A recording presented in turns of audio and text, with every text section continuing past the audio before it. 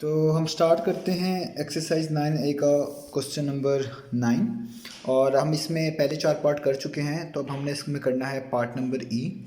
तो part number ई में भी बाकी पार्ट्स की तरह रेशियोज ही गिवन है और हमने उसको सिंप्लीफाई करके दिखाना है। तो आइए हम स्टार्ट करते हैं पार्ट नंबर ई। तो पार्ट नंबर ई में जो क्वेश्चन गिवन है वो मैंने यहाँ पे लिख लिया है, तो उसको सॉल्व करना स्टार्ट करते हैं। तो बाकी पार्ट्स क्योंकि हम कर चुके हैं तो अब आपके लिए काफ़ी आसान होना चाहिए रेशियोज को सॉल्व करना। तो सबसे पहले हमारे पास फिर से एक ऐसा नंबर आ रहा है जिसमें डेसिमल इन्वॉल्व है, और इस डेसिमल को सबसे पहले हम ख़त्म करेंगे। और उसको ख़त्म करने का तरीका अब आप लोगों को आ ही चुका है कि हम डेसिमल रिमूव करेंगे और डेसिमल के आगे जितने डिजिट्स होते हैं उसी के लिहाज से हम नीचे कुछ ना कुछ लिखते हैं, कुछ ना कुछ ऐड कर देते हैं। तो यहाँ पे लिखा हुआ है डेसिमल के बाद सिर्फ एक डिजिट, तो यहाँ पे हम लिखेंगे 10। अगर 2 डिजिट्स होते तो लिखते 100। इसको कहते हैं डेसिमल को रिमूव करना। ये मिक्स फॉर्म में लिखा हुआ है, पहले भी आ चुका है, तो अब आप लोग इससे अवेयर ही हैं। इसको कैसे सॉल्व करते हैं? 10 3 टाइम्स 30, इसको और इसको हम मल्टीप्लाई करेंगे, जो आंसर आएगा उसमें न्यूमरेटर को ऐड कर देंगे। तो 10 3 टाइम्स होते हैं 30, और 30 में जब आप 3 ऐड करेंगे तो यहाँ पे बन जाएगा 33, और नीचे जस्ट आ जाएगा आपके पास 10। और यहाँ से फिर दोबारा आपके पास डेसिमल इन्वॉल्व हो रहा है, और डेसिमल के बाद डिजिट भी एक ही है, तो इस डेसिमल को भी जब रिमूव करेंगे तो ये बन जाएगा 55। और डेसिमल को रिमूव करने के लिए नीचे हमें यहाँ पे लिखना पड़ेगा 10। तो आप नोटिस करें इन तीनों के डिनोमिनेटर्स 10 आ रहे हैं।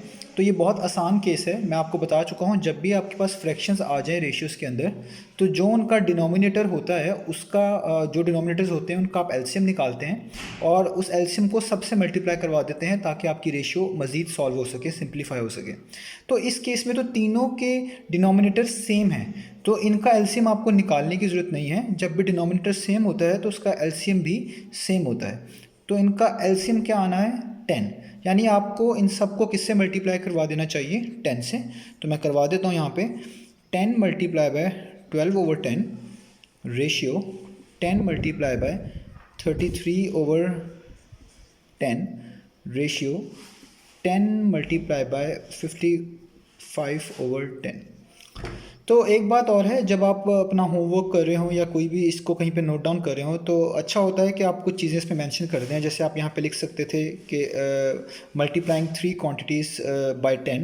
तो ये चीज़ें ऐड करने से क्वेश्चन और भी अच्छा लगता है और भी बेहतर किया हुआ लगता है। मैं अक्सर यहाँ पे नहीं लिखता, बोल देता हूँ, तो आप लोग इसको ज़रूर ऐड कर लिया करें। तो आइए वापस चलते हैं क्वेश्चन पे। तो देखें, जब मैंने 10 को तीनों क्वांटिटी से मल्टीप्लाई किया है तो ये इससे कैंसिल आउट हो जाएगा। यहाँ पे जस्ट बचेगा 12, और यहाँ पे ये भी कैंसिल आउट हो जाएगा। यहाँ पे बचेगा 33, और यहाँ पे भी रेशियो के साथ 10 भी कैंसिल आउट हो जाएगा। यहाँ पे बचेगा 55। तो ये हमारे पास रेशियो बनी है 3 क्वांटिटीज़ की। अब हमने बस ये इंश्योर करना है कि क्या कोई ऐसा नंबर तो नहीं है जो इन तीनों को डिवाइड करता हो अभी भी। अगर करता है तो हमें इसको सॉल्व करना है, और अगर नहीं करता तो यही हमारे पास इसका सिंप्लीफाइड आंसर होना चाहिए। तो अगर आप इसको ऑब्ज़र्व करें या इसको इस पर चेकिंग भी अप्लाई करें तो ये इससे आगे सॉल्व नहीं हो सकता।